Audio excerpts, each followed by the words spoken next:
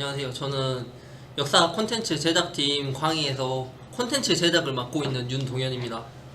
안녕하세요. 저는 광희에서 제작팀원에 속해 있는 박홍은이라고 합니다. 오늘 주제는 장고분이라는 걸 갖고 오셨잖아요. 장고분이라는 거는 그 일본의 전방후원분이랑 밀접하게 관련이 돼 있어요. 전방후원분 그 어원부터 들어가 보자면 우리나라의 전통 타악기 장구 있잖아요. 장구요. 네, 장구랑 모양이 비슷하다고 해서 장고분이라고 부르는 거고 전방후원분은 앞에는 방형이고 후 뒤에는 원형이다라는 뜻인데 그 전방후원분이 엄청 커요. 정말 네, 약간 정말 커요. 그 경주에 있는 그런 느낌 사이즈인가요?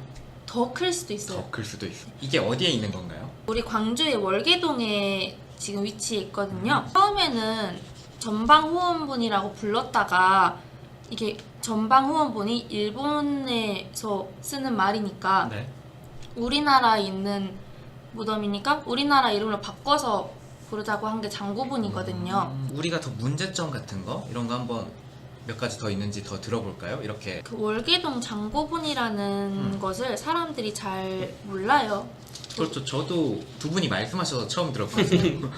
그런 역사적 가치를 사람들이 잘 모른다는 것도 문제점이라고 볼 수 있겠고 또 월계동에 위치하다 보니까 아무래도 좀 접근하기에도 조금 문제가 좀 멀어요. 멀죠. 월계동 장고분과 전방후원분의 크기부터가 또 다르다는 게 우선 눈에 보이는 차이이긴 해요. 두 번째로는 국제 신라와 일본의 정치적인 관계, 그 임나 일본 부설 자체를 이 무덤 양식 하나만 가지고 그렇게 판단할 수 있겠냐라는 두 번째 반론이 있습니다. 임나 일본 부설의 그런 약간 좀 민감하고 네. 사이즈가 큰 가설을 내세우려면 그에 따른 근거들이 좀 타당해야 하고 납득할 수 있어야만 되는데 이 무덤 양식을 가지고 임나 일본 부설을 증명할 수 있겠냐 했. 딱 요거 말고도 또 혹시 있나요? 현재 역사학계에서 논의되고 있는 부분은 이 고분의 주인이 누군가, 주인. 묻힌 사람, 피장자. 이 문제를 가지고 여러 가지 가설들이 나오고 있는데 뭐 일본인이 묻혔다느니 한국인이 묻혔다느니 당연히 이제 두 명 중에 한 명이겠지만 그렇죠. 당연한 일. 그리고 갑자기 외국 서양에서 오지 않았을 거니까. 그렇죠. 절대 그럴 일은 없겠죠. 이 나라 사람인데 이 사람이 원래부터 여기에 살았던 사람인가 아니면은 이제 일본에 넘어갔다가 다시 이렇게 우리나라로 돌아온 사람인가 아니면 일본에서 보낸 사람이냐 아니면 쫓겨난 사람이냐 이렇게 이야기가 지금 나오고 있는 중이에요. 발굴된 거 있을까요? 이 장고분에서? 무덤에서 나온 토기를 가지고 저희는 먼저 분주토기라고 해요. 분주토기? 모양의 형태가 일본의 한이와 토기랑 엄청 닮았어요. 한이와 토기요? 네. 그 토기가 이제 원래 나오기 전에 분류되기 전에 저희도 이제 그 한이와 토기라는 이제 용어가 애초에 이제 일본에 있었으니까 그때 우리가 근데 똑같이 또 한이와 토기라고 불렸을 때 뭔가 그 사람들이 생각할 수 있는 그런 좀 위험 가능성이 있잖아요. 일본의 것이라고 인정해버리는 그런 느낌도 나버리고 워딩 자체가 큰 의미가 있네요. 확실히 밝혀지지 않은 상태에서 우리가 이렇게 한이와 톡이 불러버리고 장고분이 아니라 전방후원분이라는 용어를 사용했을 때 그리고 또 우리 그 역사를 배우고 있는 어린 친구들이 그런 걸 들었을 때 나중에 커서 알고 봤는데 이거 일본에도 전방후원분이 있어? 또 한이와 토기가 있어? 이거 그럼 우리나라 거 아니야? 이렇게 생각해가지고 나중에 이게 이제 우리나라 문화가 아니라 일본의 문화로 인정되어져 버렸을 때 단지 우리가 이렇게 이야기하는 게 역사적 가치에서 끝나는 것만은 아니에요. 우리가 이야기할 수 있고 또 사람들한테 알릴 수 있는 그 내용은 분명히 달라질 거예요. 그러니까 그것 때문에라도 월계동 장고분이 더 알려졌으면 좋겠다는 생각을 해요. 사실 이 월계동 장고분 이야기 나온 것도 영남대 어떤 한 교수님이 이 월계동 장고분의 형태가 어떤 큰 역사적 가치가 있다라고 얘기를 하셨는데 처음에 고고학회에서 이걸 무시했대요. 이게 일본이랑도 뭔가 연관이 되고 계속 뭔가 밝혀지고 하니까 이게 좀 이야기 될 만한데 논쟁이 될 만한데 이렇게 된 거거든요. 그리고 사실 그 영남대 교수님이 없으셨으면 임나 일본 부설에 대한 어떤 근거로서 이 무덤이 활용됐을지도 모를 사랑이에요. 홍은이가 이렇게 임나 일본 부설을 울부짖으면서 우리 역사를 지켜야 한다고는 이야기하지만 의미 부여하는 거는 여러분들 몫이에요. 진짜 제 이야기를 듣고 이게 얼마나 중요한지 그거 그렇게 생각해보고 결정하는 거는 여러분들 몫이라고 생각. 저희가 이 분을 바라볼 때 어떤 뉘앙스로 바라보면 그나마 좋을까?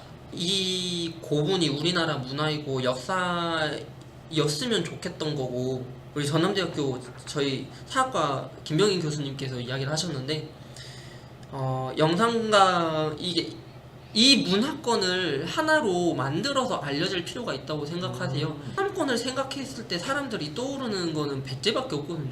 네, 백제가 끝이죠, 사실은. 그렇죠. 백제 말고는 사실 떠오르는 게 없어요. 그 밑으로는 뭐가 없어요. 애초에 그것도 웃긴 게 백제 문화권 해가지고 백제 문화재를 만들었는데 그 백제 문화재가 지금 대전 옆에 있는 부여라는 곳이 거기서밖에 안 열려요.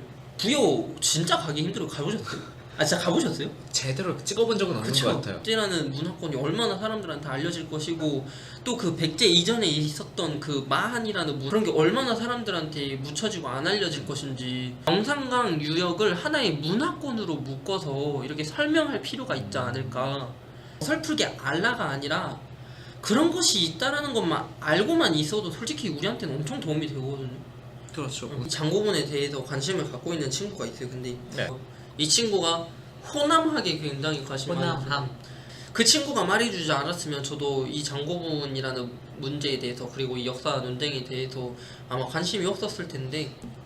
그러면 그 네 가지 중에 혹시 조금이라도 가장 가능성이 높은 게 뭐가 있을까요? 지금 학계에서도 이 주인이 일본인인가 한국인인가를 네 개 다 각자 이제 문제점도 있고 좀 그런데 역사학계의 발전 가능성을 따지고 본다면은 얘기할 수 있는 거리가 더 많이 생겼으면 좋겠어요. 예를 들면 토착 세력자라는 가설도 저는 굉장히 흥미롭게 생각해요. 문제점이 뭐냐면 그 토착 세력의 존재 지금 입증이 안 돼 있기 때문에. 근데 사실 이거는 이제 발상만 반대로 하면 진짜 재밌는 거예요. 만약에 그게 입증이 된다면 어떻게 할 것이냐. 진짜 그러니까 백제 문화권도 아니고 마 문화권도 아닌데 뭔가가 하나 더 있었네? 이게 나와버렸어. 그러면 새로운 그 시대가 생길 수도 있는 거예요. 그런 거죠. 그러니까 이제 역사 자체에서도 완전히 새로운 뭔가가 나타날 수도 있는 거고. 이게 화석이라는 노래, 아시안 체어샷의 노래를 듣고 왔습니다. 이 밴드는 이름부터가 아시안 체어샷이잖아요. 한국적인 색깔이 많이 묻어나는 팀이에요. 아리랑 같은 거나 그런 소재로 음악을 내기도 하고 이런 게 좀 더 밖으로 나가야 진짜 우리나라가 더 많이 알려지고, 사실 오늘 주제에 맞춰서도 일본과 이런 역사 논쟁이 나오고 있는데 이런 부분에 힘이 실리려면 일단 우리나라가 알려져야 되는 게 맞거든요. 절차로서는 뭐 이게 먼저고 저게 먼저고 할 수는 없는 일이지만 제가 보기에는 한국이 더 알려져서 힘이 실린 상태에서 이렇게 말했을 때 우리 역사 논쟁에서도 이렇게 말할 때 좀 더 힘을 받을 수 있지 않을까 그런 생각을 해요.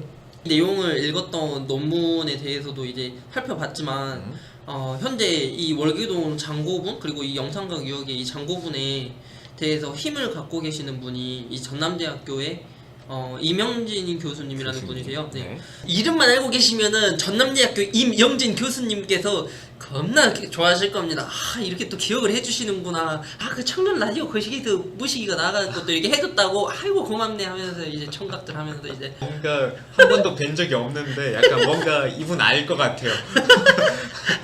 성대모사 약간 비슷하죠 방금 그거. 나 조금 사실 비슷하게 했죠. 저도 사실 교수님 안 봤어요. 안 봐봤어요?